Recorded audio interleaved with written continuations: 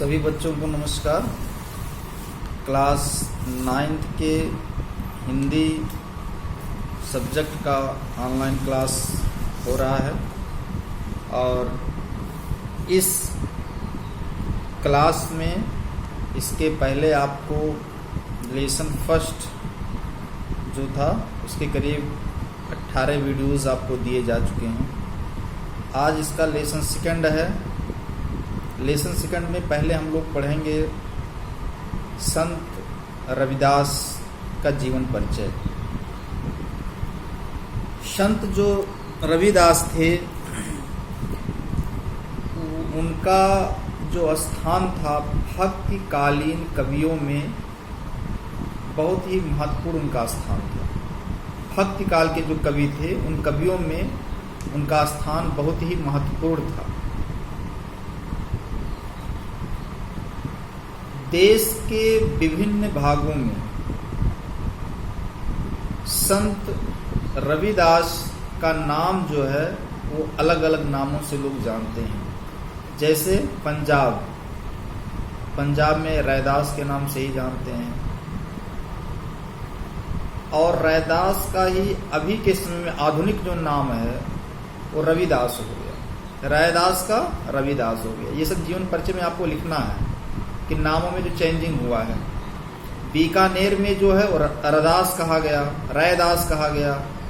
ऐसे इनके नाम का उच्चारण में भिन्नता जगह जगह प्रकट होता है। लोक प्रचलन और सुविधा की दृष्टि से उनका मूल नाम रैदास ही स्वीकार किया गया। मूल नाम उनका रैदास ही है। बाकी प्रचलन में रविदास, रैदास, रदास जो भी कहते हैं वो अलग अलग है, लेकिन मूल नाम उनका रैदास ही है। रैदास गुरु रामानंद के शिष्य थे। रामानंद उन्होंने लिखा है, रैदास ने लिखा है, रामानंद मोहि गुरु मिल्यो पायो ब्रह्म विशास रस नाम अमीरस पियो रैदास ही भयो पलास। इसको रैदास ने लिखा है कि हमारे गुरु जो है वो रामानंद जी हैं। अब इनका जन्म के संबंध में बहुत सटीक जानकारियां उपलब्ध नहीं है कि डेट सन वो सब बहुत सटीक उपलब्ध नहीं है। जो रैदास के जो गुरु थे, रैदास मीरा के गुरु थे। मीराबाई को आप लोग पढ़ेंगे आगे। मीरा के जो गुरु थे वो रैदास जी थे। प्रायः सभी विद्वान मानते हैं कि रैदास कबीर के जन्म के समकालीन थे। कबीर का जन्म लगभग 1455 के आसपास हुआ था, तो उसी के समकालीन में रैदास का भी जन्म हुआ।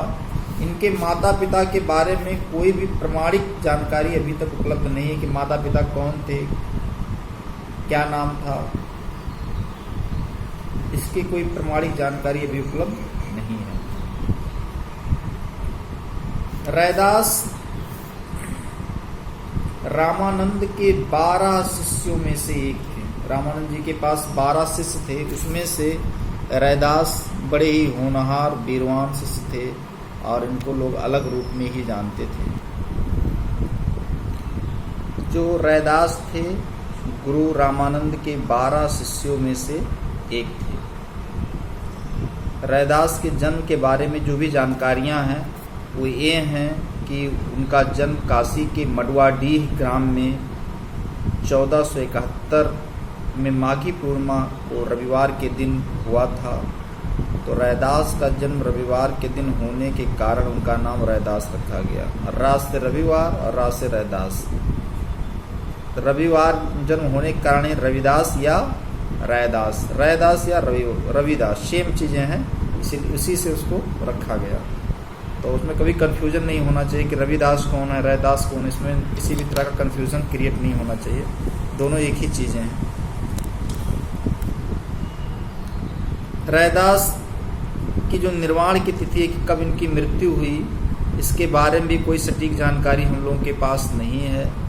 चित्तौड़ के जो रविदासी भक्त हैं, रविदास के जो भक्त हैं उनको रविदासी कहा गया। चित्तौड़ के जो रविदासी भक्त हैं उनका कहना है कि चित्तौड़ के कुंभन श्याम के मंदिर के निकट जो रविदास की छतरी बनी हुई है वही उनके निर्वाण का स्थल है।